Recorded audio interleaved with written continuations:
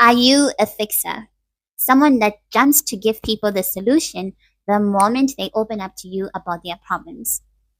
That way of showing people love might be a very painful pattern for you, because naturally, if someone opens up to us with a problem, what do we want to do? We want to give them a solution, right? But why is it that when we do give people solutions to the problems that they have spoken to us about, sometimes they still feel not supported? They still feel like this person doesn't get me. Isn't it frustrating? I'm sure for a lot of guys, this is the situation, because a lot of men are naturally fixers. You guys think in terms of, okay, she is stating this problem, this is the solution. So I just need to go and jump into fixing this problem. And even when you do try to do that, you realize that she's still unhappy. And that can be very frustrating, because from your side, you were genuinely trying to help her and show her your love and support by suggesting the solution to her or giving her the solution, right? But she still looks frustrated and angry like before. And it's very confusing, right? It can be very demoralizing as well. So this video is going to teach us exactly how we can give people the support that they need in our relationships with them. And ultimately, this becomes the recipe for creating very strong, fulfilling relationships. My name is Samantha, and I'm a writer and psychotherapy expert, and I'm so excited to have you on this channel. Okay, let's jump into it. So, what is the solution? What is the way to actually create a very strong relationship, be it with our friends or your romantic partner or your families? The thing is, as human beings, we need to understand how we are wired. Yes, we do want solutions, but more than the solutions, what the person, each person, every person that you see walking on the face of this planet needs is one thing: connection, right? Connection. It is a basic and very strong human need. And connection is built not only by helping someone solve the problems that they have, but most importantly by, can you guys guess? You can share it in the comments. So yes, connection is built by seeing someone. Seeing someone. Not everyone on this planet feels seen, right? You might not even be someone who's able to see themselves. Maybe you don't allow yourself to see you.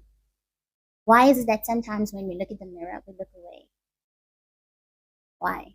Because seeing ourselves is not always easy, right? Physically, and even more so spiritually and emotionally, it's not always easy to see the anatomy of what is exactly making up who I am as a person. Sometimes we don't like parts of ourselves, and that is why we look away. So, for me to be able to feel connected, what I need to recognize is that I need to hold space for myself. Before I can build a connection with any other walking human being on this planet, or God, or whoever, what I need to learn to do is to actually acknowledge my own presence.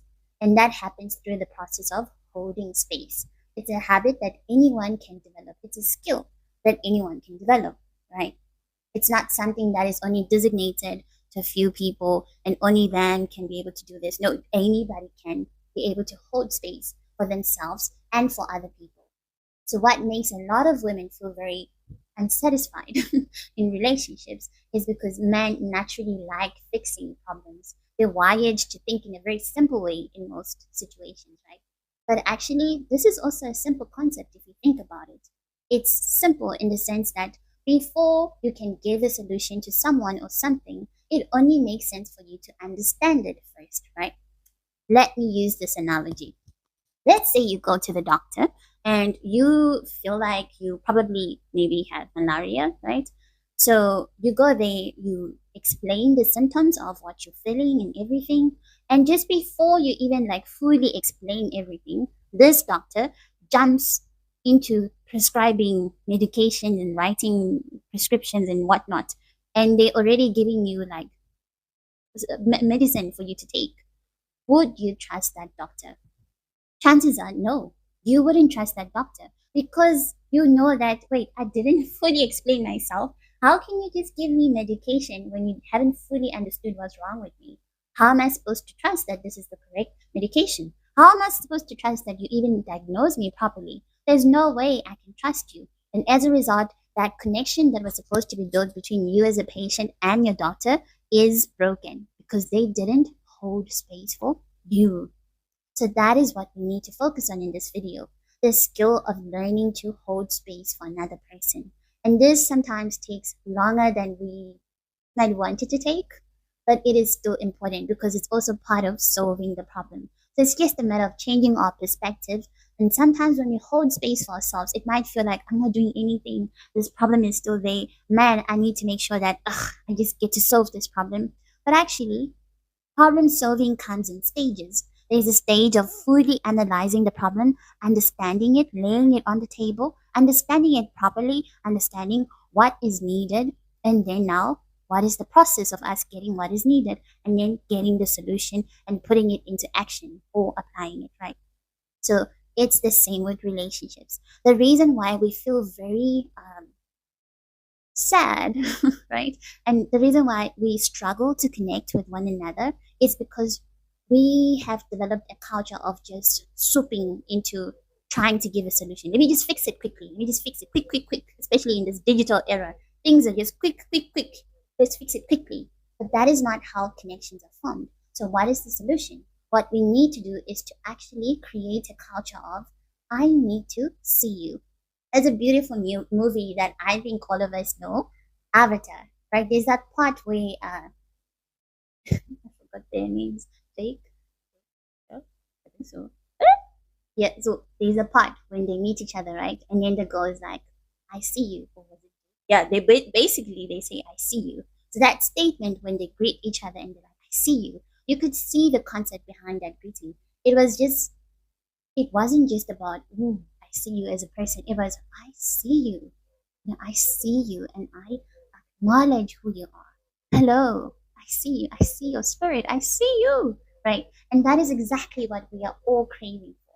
We want to be able to get to a place where I'm comfortable to see me and I'm comfortable to see another person. And that only happens if we remove the judgment, if we allow ourselves to exist as we are before we jump into solving what is wrong and whatnot. So the first thing is, okay, for me to have a good relationship with myself and feel connected to myself, I need to hold space for my emotions. That means I need to acknowledge that part of what makes me me is that I have these things called emotions, right? They're not me, but they are messengers. They're messengers that come and go, and I need to hold space for them. Sometimes those messages might be inaccurate, and that's okay, right? But I shouldn't dismiss them. I should still acknowledge the fact that, hey, you here? Okay, what do you want to tell me? Oh, okay, I see, I see, I see. Then I can use my prefrontal, the front part of my brain, my rational part of my brain, to really assess, okay, wait, does this make sense? Is this rational? Is this true, right? But holding space doesn't mean that I have to know myself. It means that I have to give room to me, right? I have to allow myself to experience what is happening inside me. What is happening in my brain? What is happening in my soul? What is my heart yearning for? What are my desires? What are my not so good thoughts that are there? When I hold space for me without judgment, that is when I'm able to solve the problem of self abandonment, right? So when I practice that habit of holding space for me, what is the next step? I'm able to do the same for other people. When you hold space for yourself, you can also trust whatever next step that you're going to take because you know that I'm fully aware of myself. I'm fully aware that this is what the problem is and this is what I need to do. But if we don't hold space for ourselves, whatever we do, then it takes away the confidence from the choices that we make. Because deep down our hearts and in the back of our minds, we'll always remember that there's a part of me that I am suppressing, that I am ignoring, that I'm not paying attention to. But when I hold space for me, what does that build? Self-belief. It builds self-confidence. It builds self-esteem and self-respect. And when you learn to hold space for you without judgment, then it also trains other people to also hold space for you without judgment. And what does that look like practically? It means actually taking time to just acknowledge what's happening with you. Whatever you're thinking, if it means writing it down or just saying it, oh man, today was a really terrible day.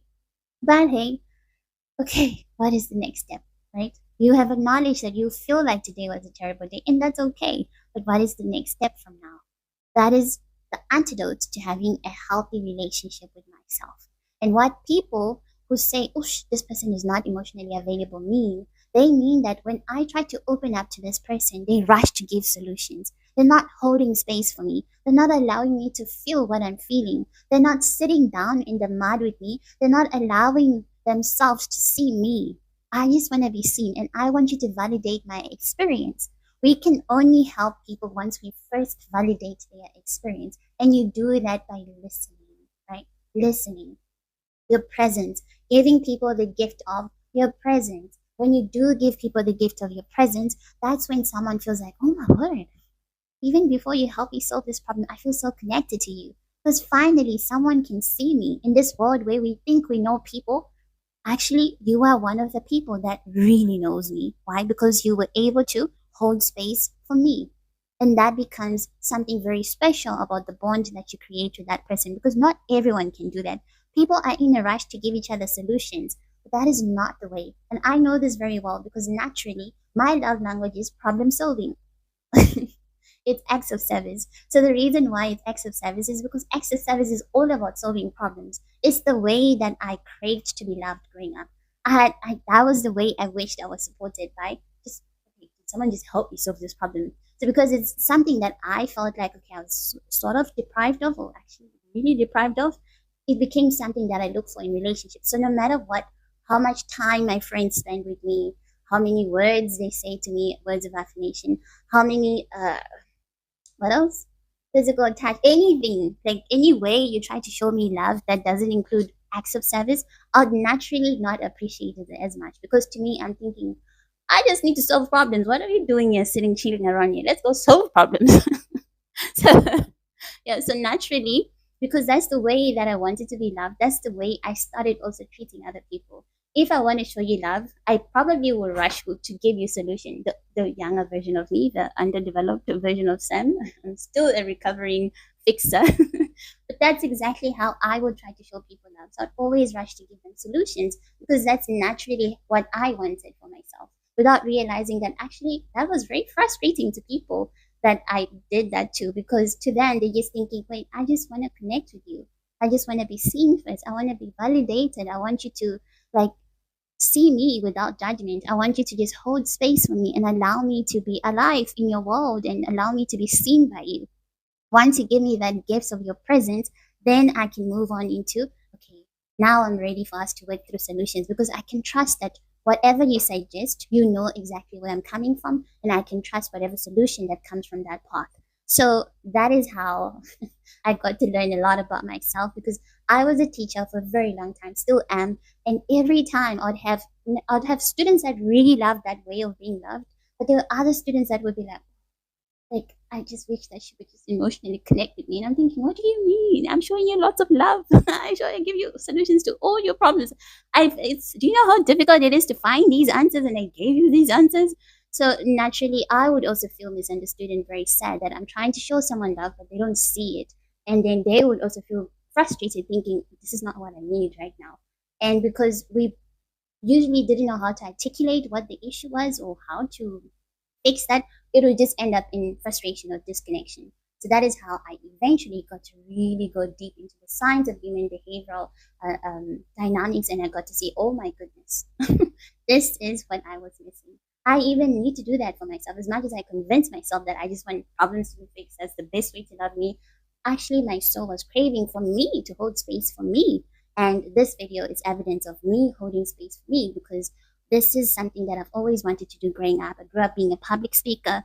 I grew up loving disconnecting with people. But somehow along the line, I just convinced myself that, maybe this should be in the back burner.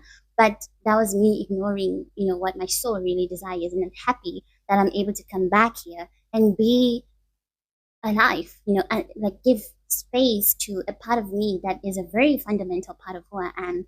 And I thank you for being part of my journey. So in this channel, we talk about so many things in line with personal development, relationship success, and growth in every aspect of your life. So there's going to be different playlists and series for different lessons. So I hope that you can join my mission and let's grow together. Thank you for holding space for me and most importantly, for holding space for you. I'll see you in the next video.